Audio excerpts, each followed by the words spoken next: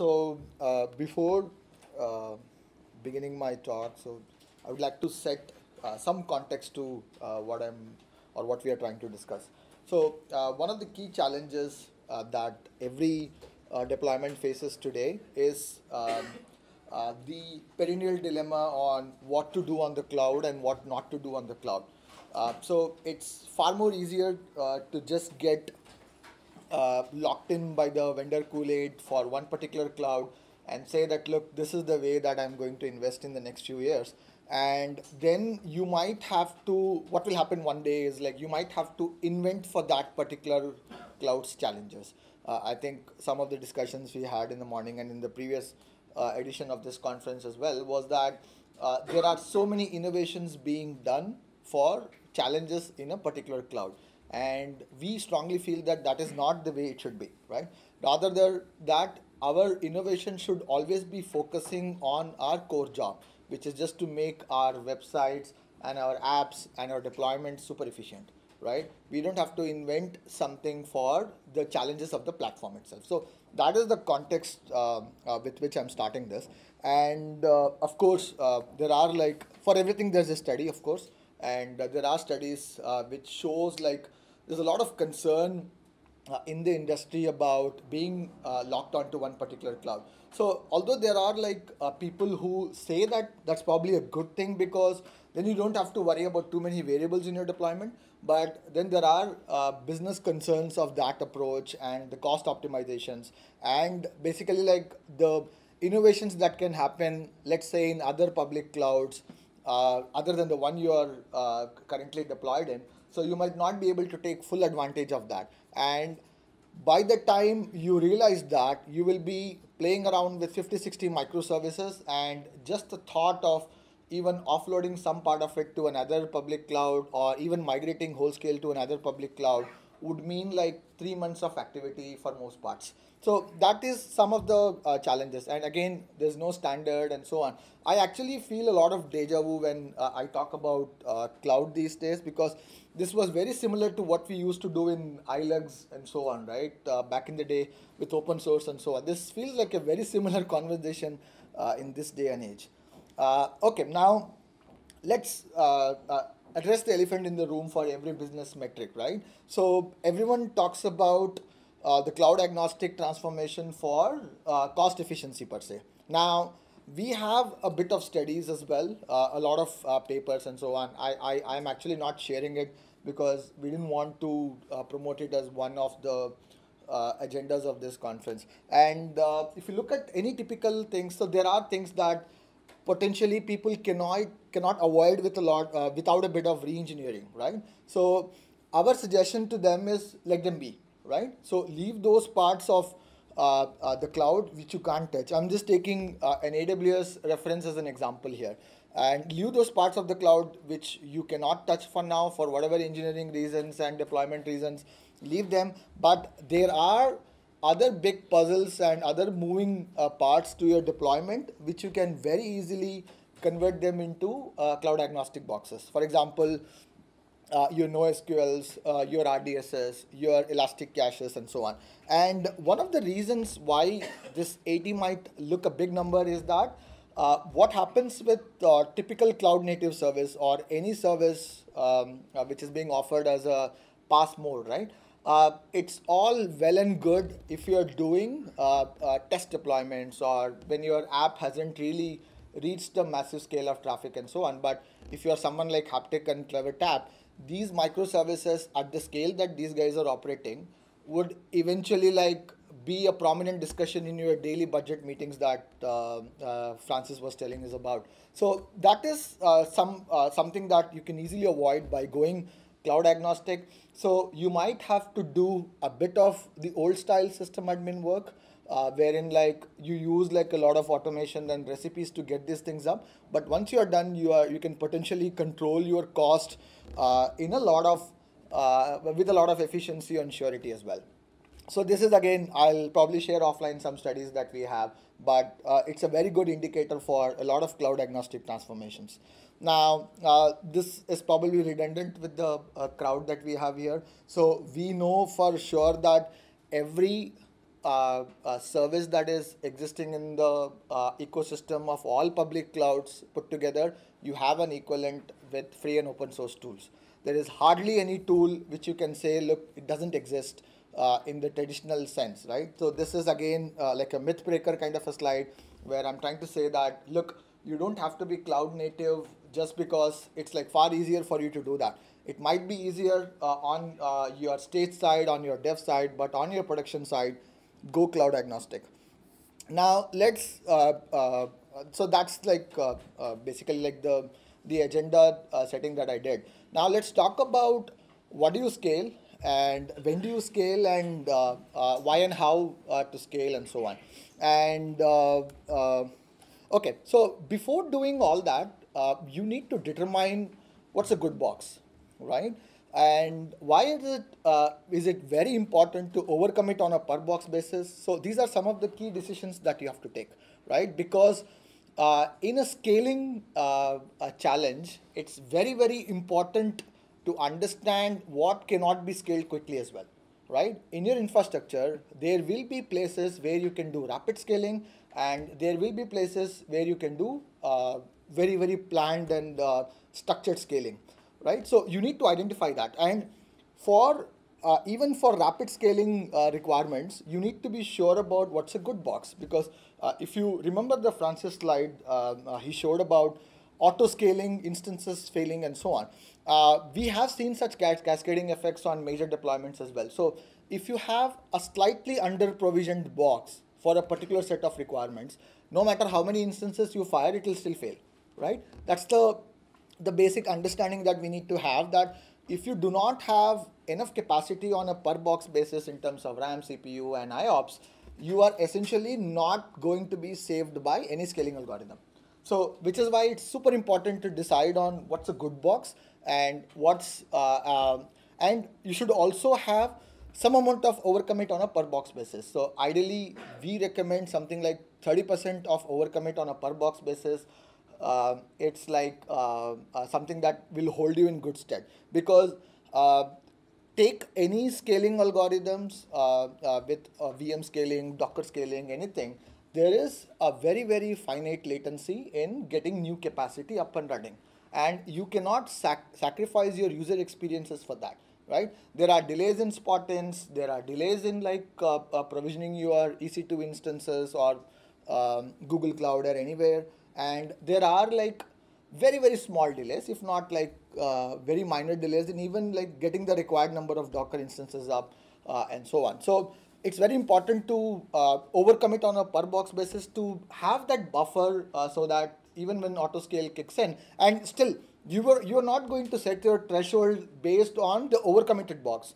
You, for example, let's say you need 5 gigs of RAM, you still configure all your alerting systems or your machine learnings, which people are doing in monitorings these days, to still do that 5 gig of memory, but you will probably have 6 or 7 just for the safety net that it provides you. And network planning is again very, very important. So we have seen bottlenecks where people are on a VPC with a NAT gateway, and things have not worked out when scaling. You can never fix that in production on a very rapid scale, right? So 6 months back, HipChat, one of the Acclation products, went down just because of this reason. They actually published a very transparent RCA, so thumbs up for them. But they essentially were very short on the NAT bandwidth. So that is not something that even with all their resources and money that they could fix in an instant.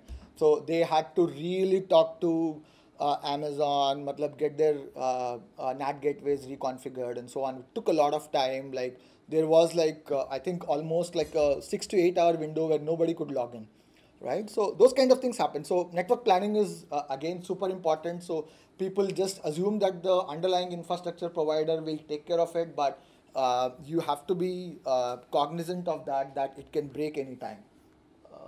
Okay, my slide broke. Okay, so I'll again.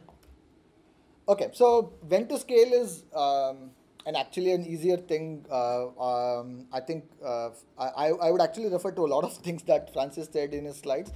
So 50x is something that we should all monitor. And the old age metrics like your CPU load averages, those are not going to save you, right? So those are only for the comforts. If you want giant screens with a lot of graphs and so on, it adds to the aesthetics of the office and so on, but trust me, it doesn't help.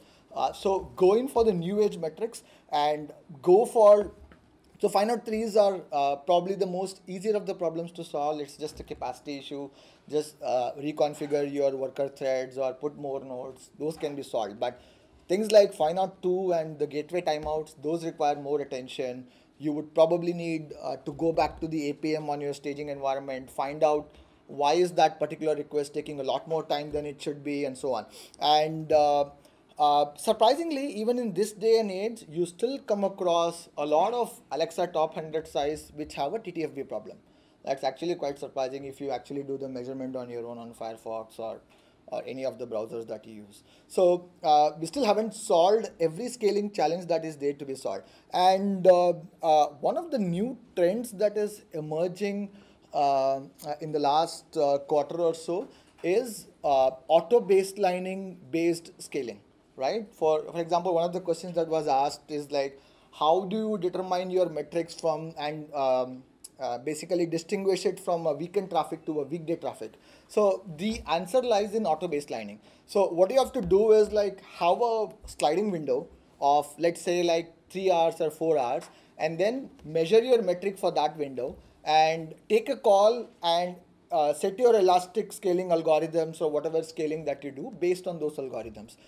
So if you do that, then you can mirror a sliding window to ensure that it acts more or less like the olden age TCP algorithms, right? So you know what is your window time, you know how to scale, you know when to scale back, and so on. So this essentially throws out the window static scaling where you do it on a predetermined manner. So a lot of tools actually are giving this auto baselining based data. Even surprisingly, Zabbix also does that. So I'm fairly certain that the new age monitoring tools that are there have that baselining capabilities. So even the APMs that we work with, for example, there's an APM called Instana. So that does this extensively. It monitors response time.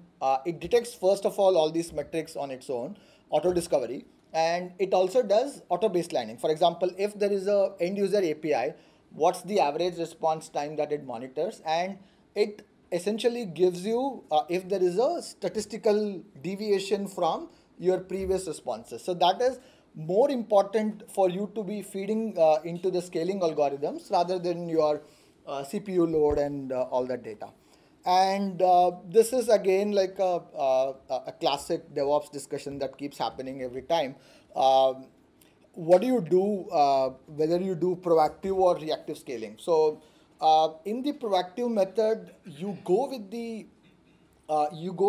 assumptions that there are things which cannot be scaled, and you also assume that there will always be a finite delay in provisioning of machines, be it Spot, be it your on-demand instances, be it your let's say your Hetzner boxes, whatever it is. So there is always a finite amount of delay in getting new boxes is the assumption. And it also assumes that any new box which is added to your cluster cannot be primed up to be serving request from the moment X, right? It always needs like a X plus Y kind of time to be able to prime itself up and serve the traffic in the best manner possible with the same characteristics of any existing box which is already existing in your cluster. So this is typically done for your, let's say your DB masters and so on. For example, don't do sharding, but if you ever do that, that is something that you have to plan for it, right? You cannot assume that in the middle of the night you can get away with doing sharding, right? You'll be looking at massive downtimes if you do that. So those are some of the systems that would require some amount of proactive scaling approaches. And I think there's a typo there. I meant reactive paradigm. So what you do in reactive paradigm is essentially what I told about, the auto discovery and auto baselining, which is roughly categorized into machine learning, very, very simplistic machine learning, not the variety that Haptic does, but very, very simplistic stuff in terms of infrastructure. Find out what you are running, find out what is the average response time for your user, and do your scaling decisions based on that. Now, this assumes that you have a certain segregation of infra which you think can be rapidly scaled. And our recommendation for doing that is containers, right? You go for whatever container technology you want and so on, but just assume that containers are the fastest way to rapidly deploy new systems. For example, if you want to go to, let's say, 0 to 500 containers or instances, containers are the fastest way, right? There's no other solution which beats them closely. And this is very ideal for unstructured Webscale traffic, right?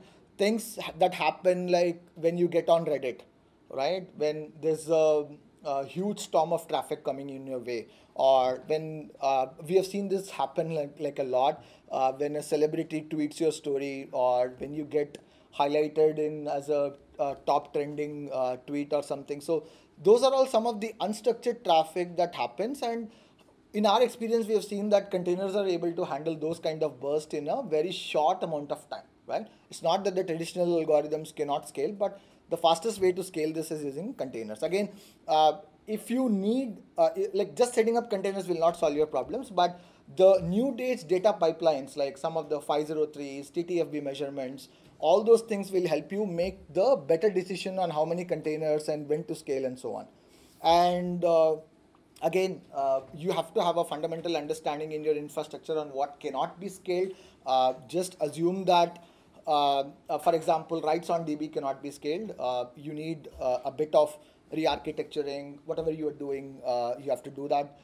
As I again pointed out on the network setup, so we had a customer who was facing challenges with doing millions of lookups on a particular weather portal for updating on all his user feeds for his users. And then you again had to go back and then figure out like what's the solution. Like we eventually ended up with unbound.net, which is a DNS resolution tool. It can do like millions of lookups per second, like without too much of a load on itself. So those are the kind of setup things that you have to take care, and these cannot be solved on the fly. So if you know what cannot be scaled, then you have a far easier job with actually scaling what you can. This is again a very, very simplistic network setup in a cloud agnostic manner. So this assumes that you have a load balancer, you have your CDNs, you have your web clusters, you have all sorts of data store clusters here. All of this is entirely set up with simple recipes which are available free and open source on Ansible or Chef. So there is no dearth of invention in any of these tools, right? We just have to figure out what's working for us, right? The days of like writing your own custom recipes are over, right? You just have to modify what works for you and take it and put it into production. So this is how one of the deployments look like. And again, slightly blurred diagram. So this is again the separation I was talking about on what can be scaled and what cannot be scaled. So if you look at apps, so that is the one which should be you should be scaling, and you have a very high rate of change there. If you look at some of the things that Prateek was talking about, very, very agile deployments, hourly releases, and so on. So the maximum amount of changes in your infrastructure are going to be on the app-specific network, right? And you have a high tolerance of disruption. So someone spoke in the morning and he said that like even if you lose like a couple of spot instances, you're still okay, right? So you can essentially have that amount of disruption on the app scale without really sacrificing on user experience. But there are some core network elements that you have. For example, your NAT gateways, your firewalls, and so on. So these cannot change, right? So, or even if it changes, it requires like a massive amount of planning to be able to pull that off. And there is very, very low tolerance for disruption, right? You make a change in your NAT gateway, let's say, like it will reverberate across your entire infrastructure. So you have to be very tolerant on that. So the priority in this part of the network on what can be scaled is always reliability. People don't want to touch their data stores unless they know there's a real plan, right? And all the continuous releases, most of the stuff happens on the app specific or the web specific network, where there's a tolerance for doing like a high rate of disruption. And one of the things which actually help you pull this off, right? Be able to scale very rapidly is an open source tool called Rancher, right? So it's basically again container technology agnostic. So it doesn't say, okay, look, I am only with X container technology, although I would have to kind of slightly agree that Kubernetes seems to be slightly ahead of the other technology. No endorsement of Kubernetes, by the way, but just a matter of fact. So Mesos is there, Docker Swarms, slightly going behind in a way. And then it has its own native container scheduling and orchestration algorithm, which is called Cattle. And it integrates with all the, you can leverage all your CI/CD pipelines, everything.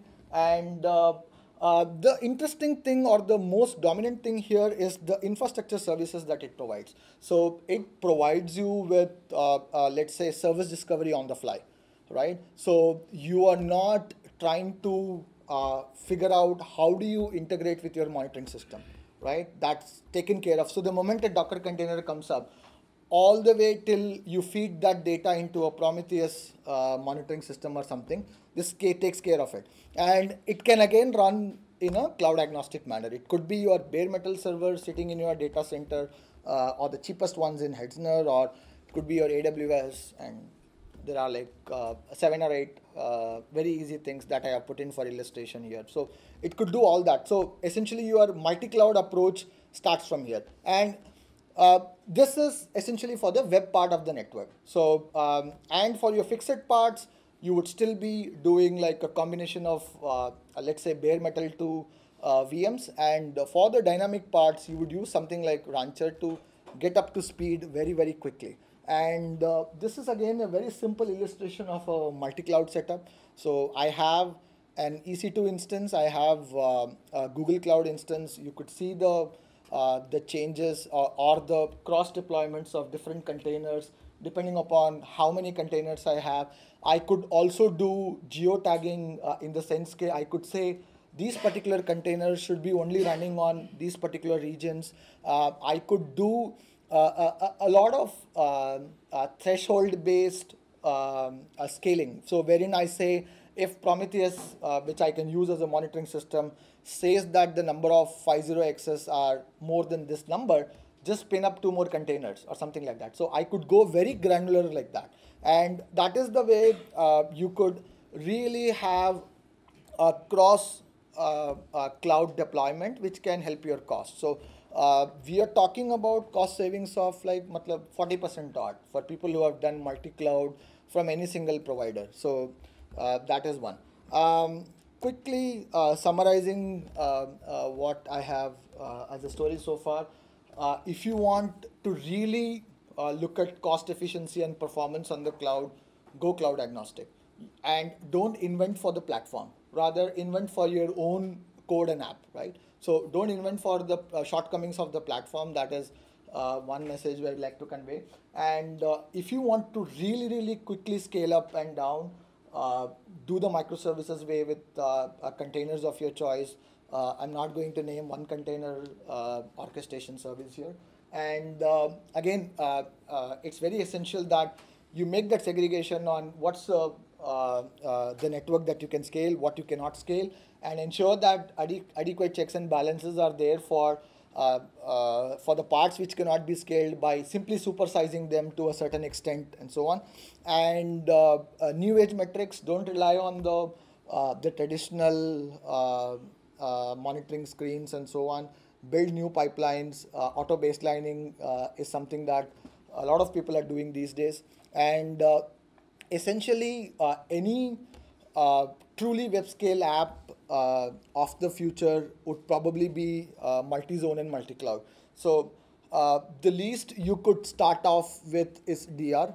So if you are having an app in a primary location, just take the effort of setting up a DR in an alternate public cloud, not just of the same public cloud in a different zone, but on a completely alternate public cloud. So that should essentially be like a rain check for you on how your app can potentially survive like a multi-cloud environment, and then you can essentially take a horses for courses approach.